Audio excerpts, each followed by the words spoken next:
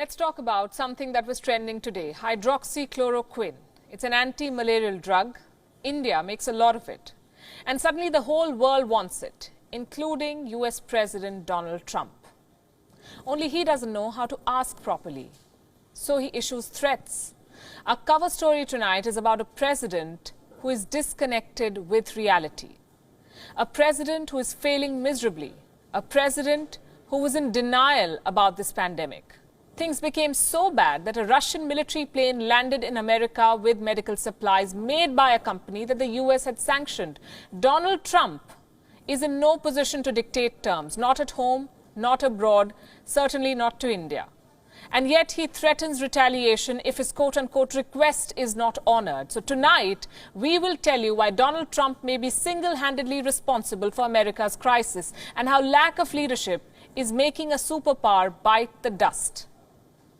Our story tonight begins with a press conference. A journalist rose to ask the president a question. He wanted to know about India's ban on medicine exports. India had banned the export of medicine, specifically of hydroxychloroquine, a potential, I want to underline that, a potential cure for coronavirus. The journalist wanted to know how President Trump would deal with this ban. Trump replied with a threat. India does very well with the United States. For many years, they've been taking advantage of the United States on trade. So I would be surprised if that were his decision. He'd have to tell me that. I spoke to him Sunday morning, called him, and I said, we'd appreciate your allowing our supply to come out.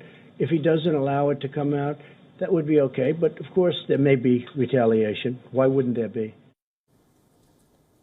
India has been taking advantage of the United Nations. Of course, there will be United States, of course there will be retaliation, he says. Why not?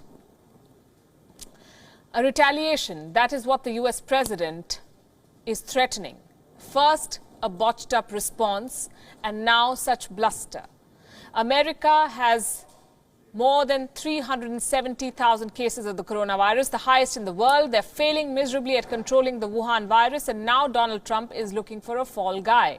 The president is blaming everybody but himself.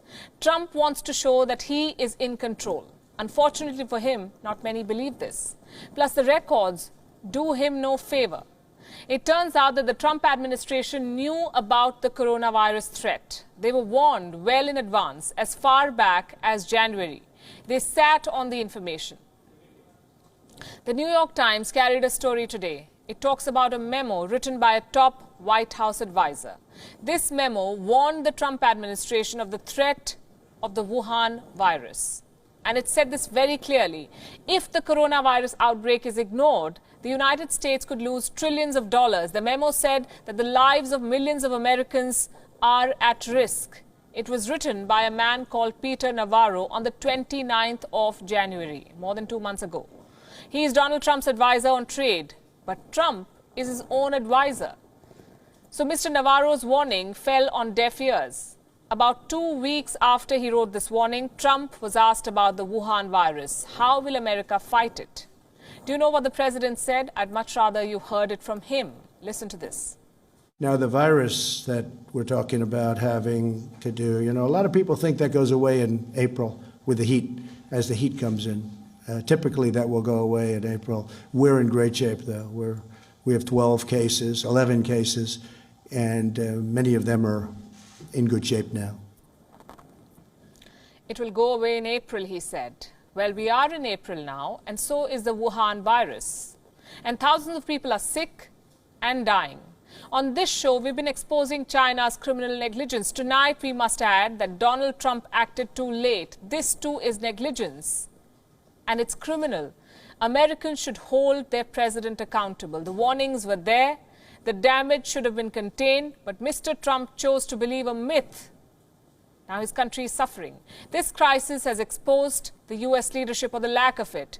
Donald Trump downplayed the threat. His government did not prepare for the outbreak. Now they're running short of supplies. There is a dangerous shortage of masks in America. In some areas, volunteers are now pitching in. They're making masks at home for the medical workers on the front lines. Critical medication is in short supply, and this includes antibiotics, antivirals, sedatives, the drugs that are used to treat coronavirus patients.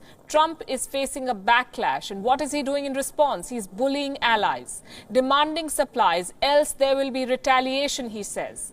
Getting ventilators from a sanctioned Russian company delivered by a Russian military plane to the United States of America.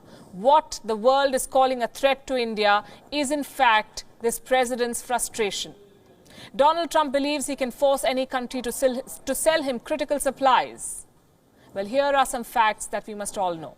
The decision to lift India's partial ban, or lift the ban partially on the export of medicines, came before Trump's so-called threat, not after. India, remember, had requests from 30-odd countries for medicines. So India decided to help those in need. That's what any mature country would do. Let me repeat, India's decision came before the president hinted at retaliation, not after. So we should dismiss Trump's comments as his trademark grandstanding. India has decided that neighborhood comes first. It will give medicines to countries that need it most. As for this medicine, hydroxychloroquine, here's the thing. Trump is betting big on it. It is being called the miracle drug, but it is not a proven cure. Scientists will not vouch for it. There is no proven cure for the Wuhan coronavirus. It's all trial and error right now. Hydroxychloroquine has been given to some patients around the world. They've shown positive signs, but doctors are not widely prescribing it because the evidence is limited. Trump's own advisor on this, America's top doctor and researcher on infectious diseases, Anthony Fauci, has called the evidence, quote-unquote, anecdotal. But the president will have none of it. He wants to be seen as finally doing something. So he's buying 100,000 body bags and he's insisting on a medicine that may or may not work. And this alone should explain why America is in such a mess.